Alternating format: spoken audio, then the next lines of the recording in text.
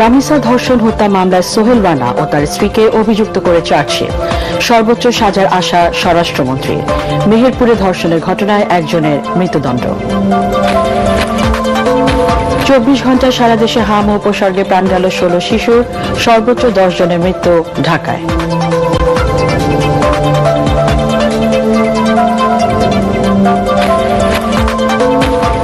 Solar plant প্রকল্প দেশের ভবিষ্যৎ উন্নয়নের প্রতীক, মন্তব্য প্রধানমন্ত্রীর।